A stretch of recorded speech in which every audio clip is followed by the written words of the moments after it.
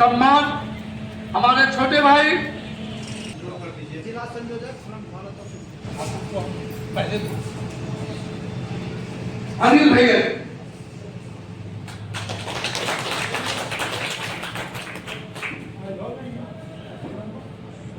अब मैं अपनी धर्मपत्नी श्रीमती नीतू सिन्हा जी से अनुरोध करूंगा कि आप अनुवर्ष से मंत्र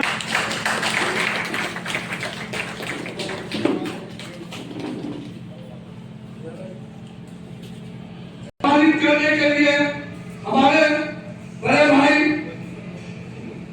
रणधीर सिंह जी से अनुरोध करता हूं कि वो हमारे भरत भैया जी को अनुवर्ष से सम्मानित करेंगे। बहुत बहुत धन्यवाद।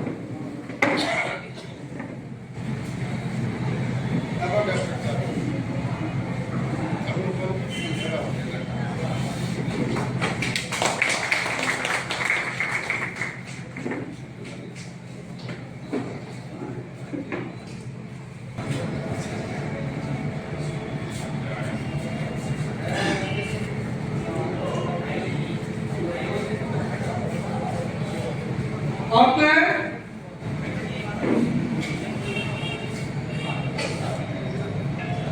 अंजन भैया को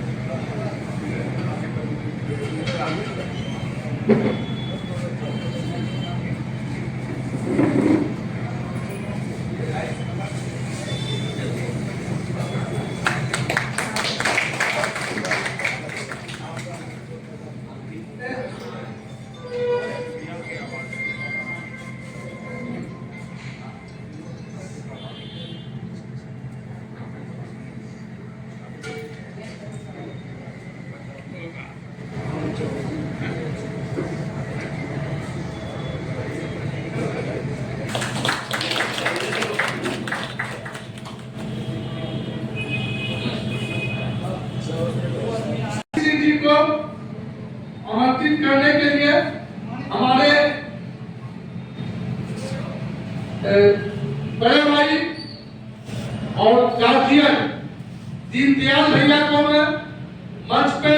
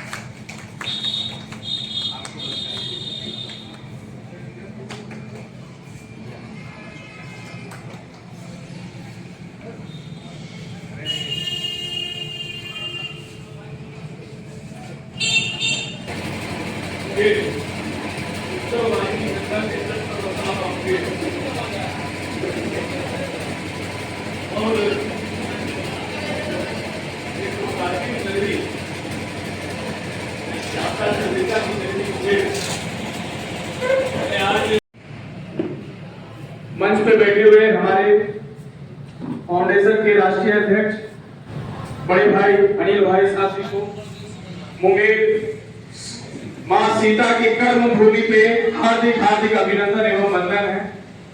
मेरी बड़ी बहन ममता दीदी को भी राजा कानवीर कर्म की धरती पे हार्दिक हार्दिक अभिनंदन एवं वंदन करता हूं और साथ ही साथ एसपीएन कॉलेज के प्रोफेसर साहब का मैं अभिनंदन करता हूं, पीजे कॉलेज के प्रोफेसर साहब का मैं अभिनंदन करता हूं और हमारे मंच पे बैठे हुए भाजपा नेत्री प्रियंका यादव जी का मैं स्वागत करता हूं, स्वाति जी का मैं स्वागत करता हूं, बड़े भाई का स्वागत करता हूं।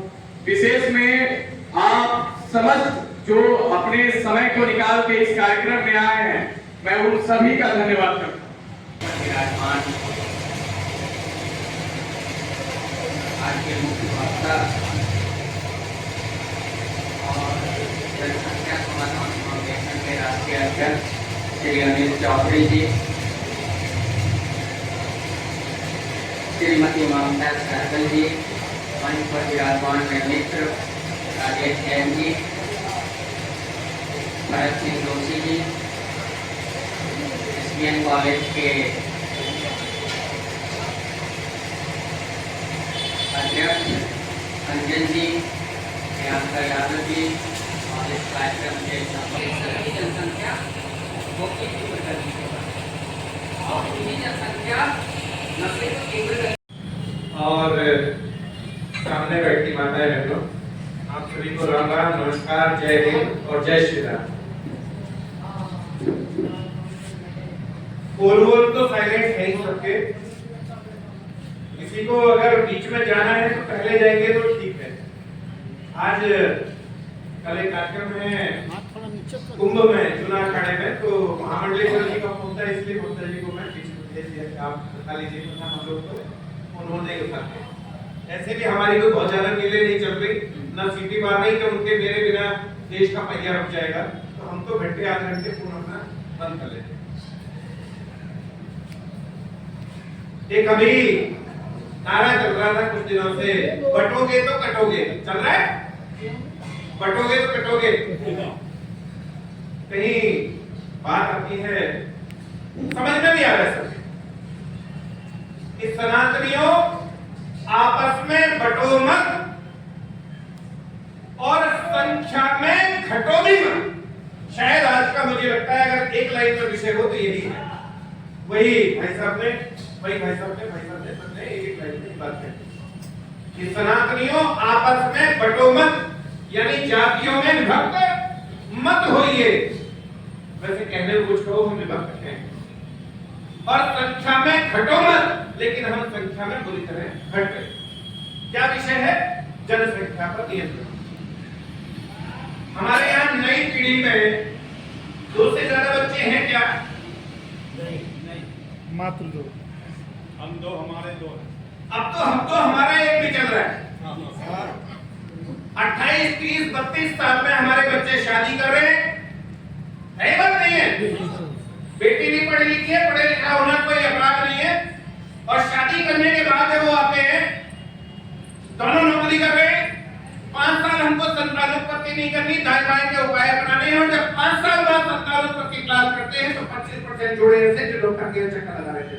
सच्चाई ये, इस देश के सनातन समाज के साथ सच्चाई ये है कि अगर 5 साल बाद संतानोत्पत्ति की और पहला बच्चा पैदा हुआ तो आधे से ज्यादा लोग दंपत्ति ऐसे हैं जो वही अपनी संख्या को स्टॉप कर रहे हैं, आगे बढ़ ही नहीं रहे। अब 2 लोग, यानी एक माता एक पिता, 2 लोग एक संतान उत्पन्न करेंगे तो आप विध्वंस की ओर चल नहीं दौड़ रहे हैं। बात नहीं है कोई यहाँ ऐसा जो बता सके कि मेरे यहाँ नई पीढ़ी में 2 से ज्यादा बच्चे हैं? तो हाथ खड़े कर सकते हैं। नई पीढ़ी में भाई साहब देखो, अच्छी बात है, ये तो वो 56 साल वाला युवा बताता है, आप तो भाई साहब युवा नई पीढ़ी वालों की बात कर रहा हूं। नई पीढ़ी में नहीं है ना, लेकिन भारत आबादी के मामले में विश्व में नंबर 1 हो गया चीन को पीछे छोड़ते हुए। तो फिर ये आबादी बढ़ कहां से रही है बताइए? कौन बढ़ा रहा है? हाँ भाई, दूसरा पक्ष बढ़ा रहा है। चलिए आपसे दूसरा कुछ है किसी के ध्यान में कौन बढ़ा रहा है? तो अगर आपने जिस पक्ष का नाम लिया अगर वो आबादी बढ़ा रहा है तो क्या उस आबादी का बढ़ना खतरनाक है या नहीं है? बिल्कुल खतरनाक है। इस देश के लिए वो आबादी बढ़ना खतरनाक है या नहीं है? और अगर खतरनाक है तो हम उसके लिए कर क्या? कुछ लोगों ने इस देश में कहना शुरू किया है कि ये देश किसी के बाप का नहीं है। बिल्कुल सही। एक वो है हैदराबादी अवैसी, पता नहीं कौन सी वैसी, लेकिन कहना शुरू किया है और जगह जगह चर्चा चल रही है कि ये देश किसी के बाप का नहीं है। मुझे लगता है मुंगेर वालों, आज के बाद जब भी कोई ये कहे कि ये देश किसी के बाप का नहीं है तो सीना चौड़ा करके कहिए ये देश हमारे ही बाप दादाओं का है, ये देश हमारे ही। जब भी कोई कहे कि ये देश किसी के बाप का नहीं है तो गर्व के साथ कहिए ये देश भगवान श्री राम का है, ये देश भगवान कृष्ण का है, ये देश महावीर का है, गौतम बुद्ध का, ये देश महर्षि वाल्मीकि का है, ये देश आचार्य चाणक्य भगवान परशुराम का है, ये देश महाराणा प्रताप बप्पा रावल राणा सांगा का, ये देश चेतराम जाटव बंधु वाल्मीकि का है, बिरसा मुंडा का, ये देश सुभाष चंद्र बोस का है, महाराजा अग्रसेन का है, सूरसेन का है, ये देश भगत सिंह सुखदेव राजगुरु का है, चंद्रशेखर आजाद का है। ये देश हमारा आपका है, हम जिएंगे देश के लिए, हम मरेंगे देश के लिए, और आवश्यकता पड़ी तो मरेंगे भी इसी के लिए। अगर आवश्यकता पड़ी, आपके देश में उंगली उठी, खतरा सामने आया तो उस खतरे के लिए जरूरत पड़ने पे मरेंगे भी इसलिए। अगर ये संकल्प आप लेते हैं मन में तो मुझे लगता है इस सभा का मतलब है, वरना कोई मतलब ये गोलमोल बातों से बात नहीं बनेगी। लोग कहते हैं भाई हैं, अरे जो अपनी बहनों के भाई नहीं वो आपके भाई कभी हो ही नहीं। और भाई भाई का नहीं। मैं क्योंकि समय 2:30 तो भाई बच गए तो है 10 रह गए, कोई दिक्कत नहीं, कंटिन्यू। मैं 3 घटनाएं आपके सामने रखना चाहूंगा। भारत में इस्लाम कब आया? अरे ध्यान में क्या करेगा, पढ़ाया नहीं जाता। 12वीं शताब्दी में गलती नहीं है किसी की, क्योंकि अकबर, बाबर, हुमायूं इतना पढ़ाया गया है। मौलाना आजाद जैसे शिक्षा मंत्री, मोहम्मद शाहजहां जैसे शिक्षा मंत्री, नूरुल हसन जैसे शिक्षा मंत्री, फखरुद्दीन अली अहमद जैसे शिक्षा मंत्री, वो ये सब बातें थोड़ी पढ़ते, ये सब पढ़ाई अकबर बाबर। 712 ईस्वी में, मैं 3 घटनाएं आपके सामने रखना चाहूंगा। 712 ईस्वी में राजा दाहिर, सिंध के राजा दाहिर के ऊपर आक्रमण हुआ। मोहम्मद बिन कासिम, अरब के खलीफा का सेनापति, 14 आक्रमण पहले उसने कराए अलग अलग सेनापति भेजकर, और 15वां सेनापति 16-17 साल की आयु का कच्ची आंखों वाला क्रूर लुटेरा मोहम्मद बिन कासिम भारत आया और सिंध के ब्राह्मण राजा दाहिर के ऊपर आक्रमण। जब आक्रमण किया किसी राजा ने उसका साथ नहीं दिया, यहाँ के उसके लोगों ने भी उसका साथ नहीं दिया। उन्हें लगा राजा दाहिर का मामला है, हमारा क्या लेना देना। राजा दाहिर जाने, सिंध वाले जाने, हमें क्या मतलब, मुंगेर वाले जाने, बेगूसराय वालों को क्या मतलब है ना वैसे। और 1300 साल पहले भी ऐसे ही थे, आज भी ऐसे ही है। तो युद्ध में राजा दाहिर मारे गए और उनकी दोनों पुत्रियों राजकुमारी सूर्य देवी और राजकुमारी परमाल देवी दोनों को उठा के रख खलीफा तक ले जाया गया। रास्ते भर उनके साथ में विचार, और उस खलीफा ने भी वही किया जो उनके उस किताब में बताया गया, जो वहां होता है वो सब किया। और फिर भी उन दोनों पुत्रियों को छोड़ा नहीं, उन दोनों को उस व्यभिचार के बाद घोड़े की पूंछ से बांधकर तब तक घसीटा जब तक उनके प्राण पखेरु न हो गए। ये इस भारत में हुआ है, जो पढ़ाया नहीं जाता है, समझ के यहाँ शिक्षा। लेकिन मैंने ये घटना क्यों बताई? क्योंकि भारत में इस्लाम का प्रवेश हुआ, पूरे देश में ये बीमारी फैल गई, हमने अपनों का साथ नहीं दिया। और मेरे घटना बताने का उद्देश्य है कि अगर मेरे पड़ोसी के ऊपर कोई आफत आती है और मैं उसके साथ खड़ा नहीं होता हूं तो यकीन मानिए वो मुसीबत मेरे पड़ोसी को लीलने के बाद मेरे घर के दरवाजे पे जरूर आएगी। इसलिए अपनों की जरूरत हो उनका साथ दीजिए। ये है मुख्य बात, वरना फिर बैठक कोई मतलब नहीं है। दूसरी घटना, 250-300 सालों तक अगले अरबों के आक्रमण होते रहे, आप लोग उनका प्रतिकार करते रहे, लाखों लाख विधवाएं हो गई, बहनें 11वीं शताब्दी में गजनी का लुटेरा महमूद गजनवी लूटते लूटते सोमनाथ के मंदिर तक पहुंचा। मेला लगा हुआ था, 1.25 लाख हिंदू श्रद्धालु मौजूद थे।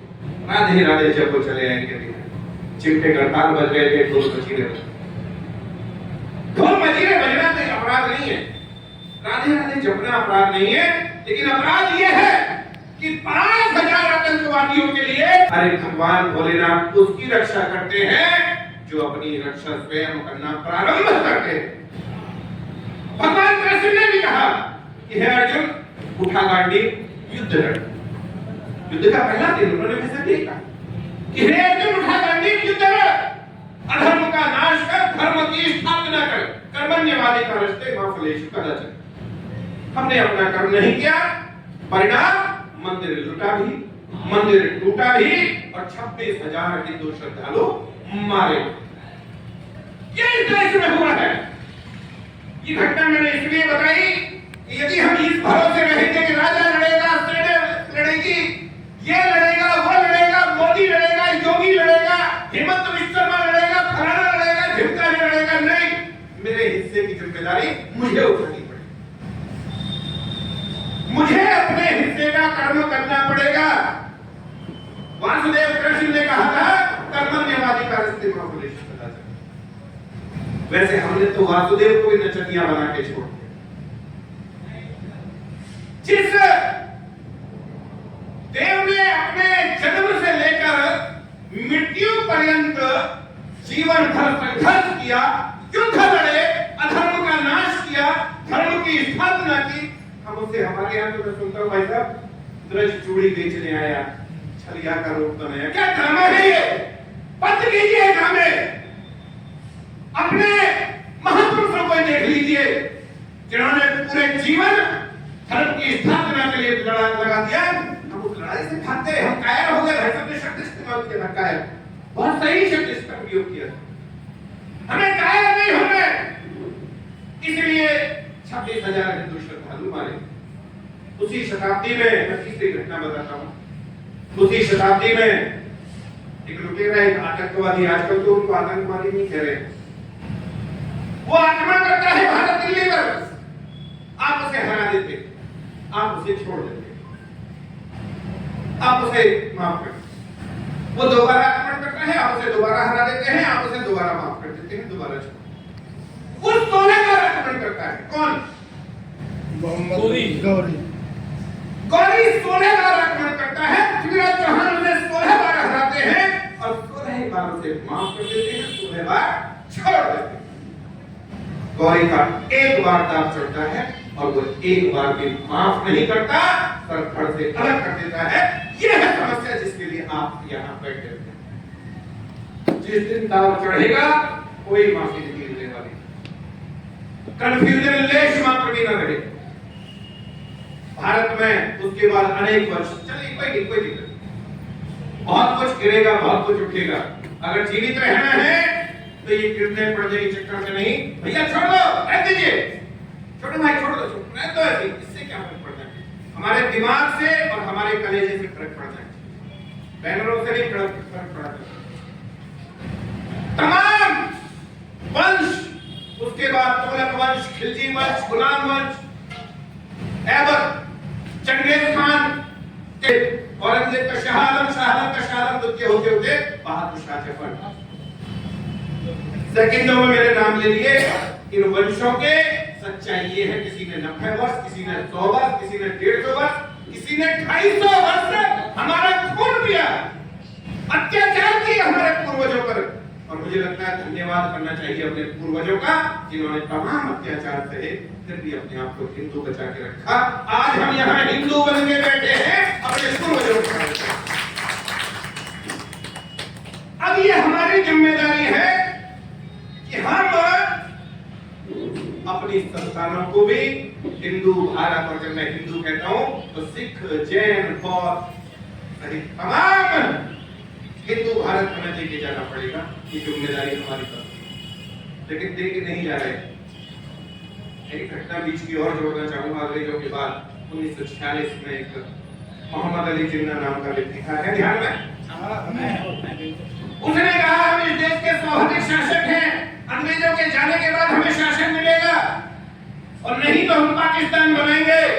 और जब पाकिस्तान बनाने के लिए मुस्लिम लीग ने 1946 में जब वोटिंग हुई थी तो बिहार, उत्तर प्रदेश सहित तमाम देश के उन लोगों ने, जिन्ना के लोगों ने पाकिस्तान बनाने के पक्ष में वोट किया। इसलिए आज ये कह रहे हैं कि हमारा भी खून है शामिल यहाँ की मिट्टी में, कोई खून शामिल नहीं है। वो पाकिस्तान बनाने की लड़ाई में शामिल थे, आप हिंदुस्तान बनाने की लड़ाई में शामिल थे। लेकिन दिक्कत ये हुई कि हिंदुस्तान तो बन गया लेकिन हिंदुओं का।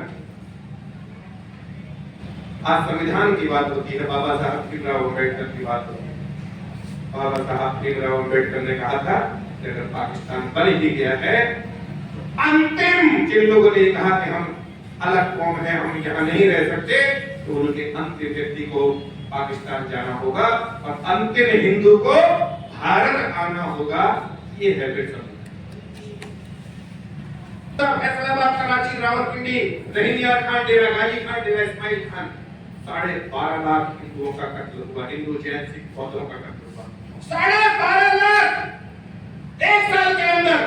16 अगस्त 1946 डायरेक्ट एक्शन डे से और 14 और 15 अगस्त 1947 की आधी रात तक 12.5 लाख।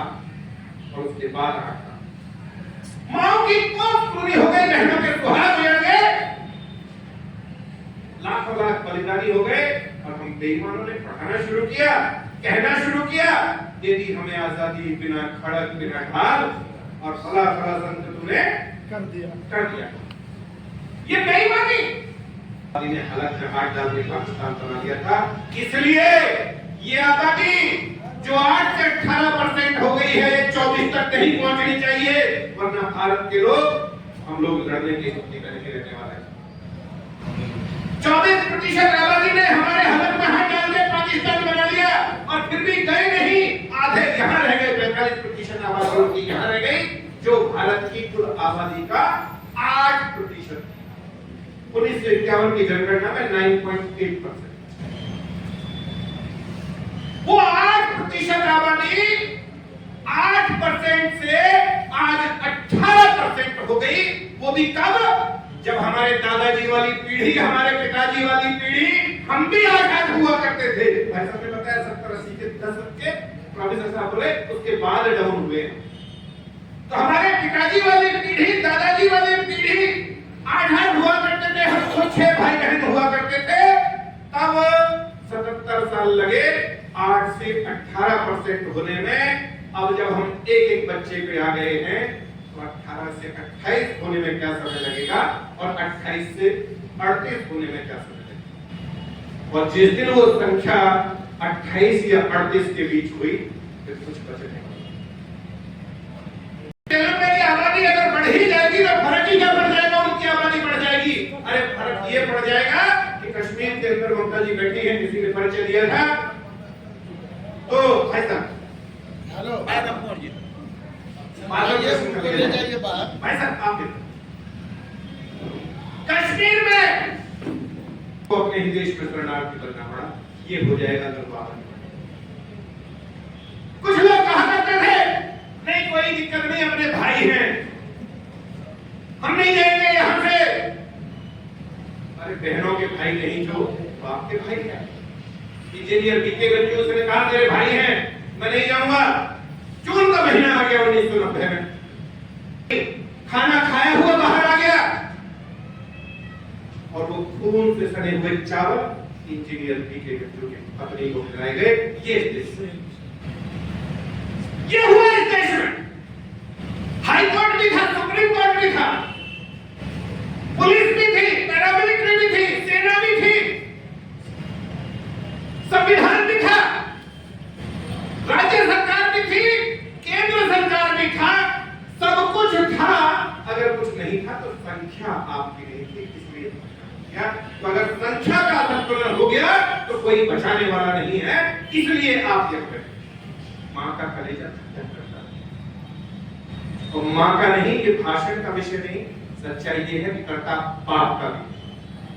एक संतान वाले के साथ बहुत समस्या है, कुछ नहीं कर पाएंगे, मारे जाएंगे, ये कन्वर्ट किए जाएंगे। जो सोचते नहीं हो सकता, तो अफगानिस्तान 1.5% रह गए, 7% पिछले साल तक बांग्लादेश में थे।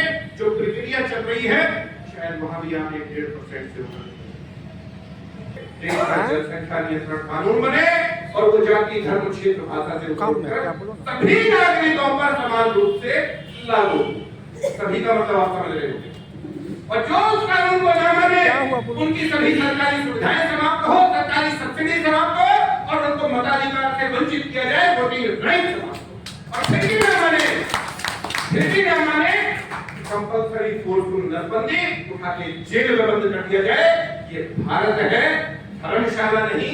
यहाँ 8 बच्चे पैदा करके किसी को भी देश पर कब्जा करने की छूट नहीं है। उनको सहमत है इस बात से कि होना चाहिए। इसके लिए हम कुछ कर सकते हैं। इसके लिए हिंदू बनना पड़ेगा, सनातनी बनना पड़ेगा। लेकिन सच ये है कि हम सब कुछ हैं और हिंदू सनातनी हैं। या ब्राह्मण समाज से अगर कोई बैठे हुए हैं, एक बार हाथ खड़े करके हाथ मत कीजिएगा, जरा हाथ खड़े रखिए और जरा अपने पीछे मुड़ के देखिए, हाथ खड़े रखिए, हाथ खड़े रखिए और महसूस कीजिए आप ब्राह्मण थे तो कम थे, आप वैश्य थे तो कम थे, आप राजपूत थे तो कम थे, आप भूमिहार थे तो कम थे, आप कायस्थ थे तो कम थे, आप दलित थे तो कम थे, आप जैन थे तो कम थे, आप हिंदू और सनातनी हुए तो महसूस कीजिए। इस बार आप पढ़िए नहीं पढ़ी भाई साहब, बैठे बैठे शुरू में यहाँ बैठे थे, यही बात आपसे एकजुट होना पड़ेगा। और एक बात, ये रावण सीता माता को लेके गया था, लेकिन एक बात जरूर है कि उनकी इच्छा के विरुद्ध उसने गलत काम तो किया, लेकिन उनको हाथ तक नहीं लगाया। फिर भी हम उसे पनिश करते हैं और हर दशहरे को उसका पुतला फूंकते हैं उसके पूरे खानदान के साथ। हम रावण का भी, हम मेघनाथ का भी और हम कुंभकर्ण का भी पुतला फूंकते हैं। फूंकिए, लेकिन भविष्य में जिसने हमारी लाखों लाख सीताओं का, जिन लोगों ने हमारे लाखों लाख बहन बेटियों के साथ गलत किया, हत्या की, अत्याचार किए, ऐसे मोहम्मद बिन कासिम, ऐसे महमूद गजनवी, ऐसे मोहम्मद गौरियों के भी पुतले सरेआम फूंकने पड़ेंगे। यदि इसे सनातन राष्ट्र के रूप में घोषित करवाना पड़ेगा। मुझे नहीं पता राजनीतिक किसकी कहां संबद्धताएं हैं, जिसकी जहां संबद्धता है रखिए, लेकिन जब बात हिंदू की आए तो ध्यान रखिए भविष्य में 370 जैसे एक झटके में उखाड़ के फेंकी गई थी।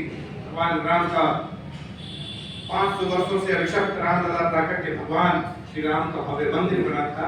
ऐसी परिस्थितियां जनसंख्या नियंत्रण कानून सहित और यूनिफॉर्म सिविल कोड सहित, वक्फ बोर्ड की समाप्ति सहित और इस घोषणा सहित, हिंदू राष्ट्र की घोषणा सहित, इन सब कामों के लिए ऐसे लोग जरूर वहां रहें जो इसके पक्ष में हो।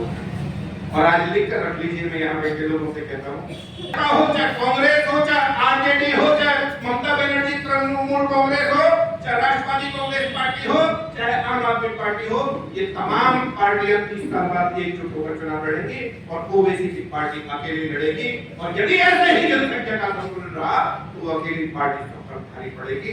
इसलिए समय रहते हुए चेत जाए और जो भी हिंदुओं के पक्ष में बात ना करे, सनातनियों के पक्ष में बात ना करे, उसे लात मार के बाहर निकाल दे।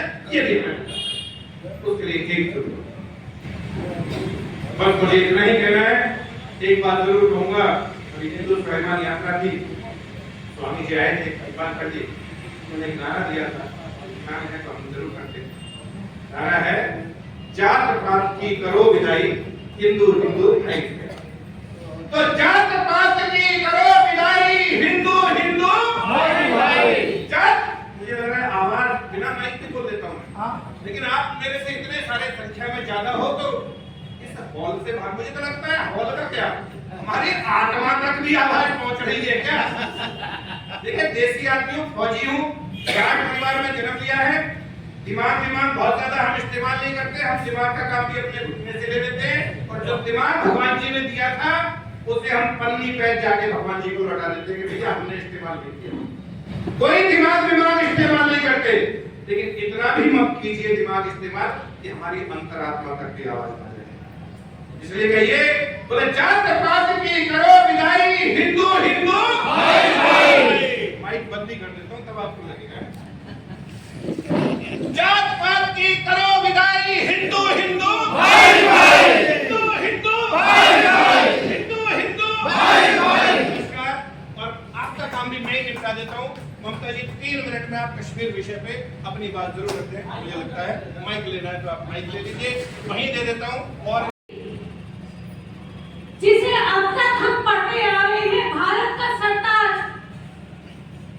धरती का जीता जागता स्वर्ग, पर आज अपने ही देश में शरणार्थी, छोटी थी।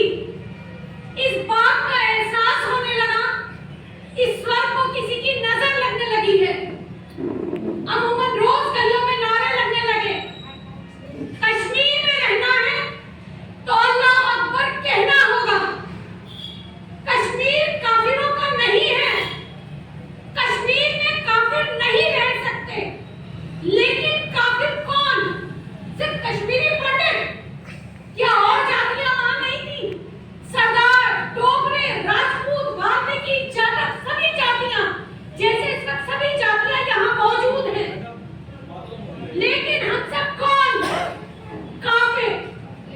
एक रात मस्जिदों से ऐलान हुआ, अल्लाह को ना मानने वाले काफिर 24 घंटे के अंदर अंदर घाटी खाली कर दें। लेकिन अपनी घर की औरतों को वो वहीं छोड़कर जाए। मेरी माँ वहां जिन्हें भाई बोला करती थी, जिनके हाथों में वो राखी बांधा करती थी, जो लोग हमारे बागों में, हमारे घरों में काम किया करते थे, नजरें बदली। 13 वर्ष की आयु, सीमेंट के ट्रक में छुपकर भागना पड़ा अपना सब कुछ छोड़कर, खाली हाथ। भजनलाल सोपुरी, संतूर बाबर, पद्मश्री, देश विदेश में प्रसिद्ध मेरे सगे ताऊ जी, उनकी कोई प्रसिद्धि हमारे किसी के काम नहीं आई। हमें वहां से भगाया गया और हम भागे। लेकिन ऐसी स्थिति वहां हमारे साथ आई क्यों? क्योंकि वहां हम संख्या में घट गए थे और दूसरा समुदाय संख्या में बढ़ गया था। हम में से जितने भी यहाँ मौजूदा लोग इस बात को सुन रहे हैं, किसी भी गलतफहमी में मत रहिएगा। आने वाले कुछ सालों में जिस तरह हमारी जनसंख्या हमारे ही देश में घटती जा रही है, हम अल्पसंख्यक हो जाएंगे और दूसरा समुदाय जो लक्ष्य के तहत अपनी जनसंख्या बढ़ाता चला जा रहा है, वो बहुसंख्यक हो जाएगा। कश्मीर में आप ही अपने लोग थे जिन्हें वहां काटा गया, बांटा गया, भगाया गया, भागकर यहाँ आए, पढ़ाई करी, नौकरी करी और वो नौकरी छोड़ी भी। जब देखा कश्मीर जैसे हालात, तो यहाँ भी पैदा हो गए। और कश्मीरी भाइयों की तरह निराश होकर बैठी नहीं, अस्तित्व के इस मिशन से जुड़ी और रोजाना इस पर 18 घंटे काम करती हूँ। जिस जनसंख्या नियंत्रण कानून के बारे में हम बात कर रहे हैं, अगर किसी कारणवश ये कानून नहीं बना, या मैं कहूँ हम सब मिलकर इस कानून को नहीं बनवा पाए, तो याद रखिएगा कश्मीर से भी बुरे हालात पूरे देश में होंगे और इसके जिम्मेदार कहीं ना कहीं हम सब होने वाले हैं।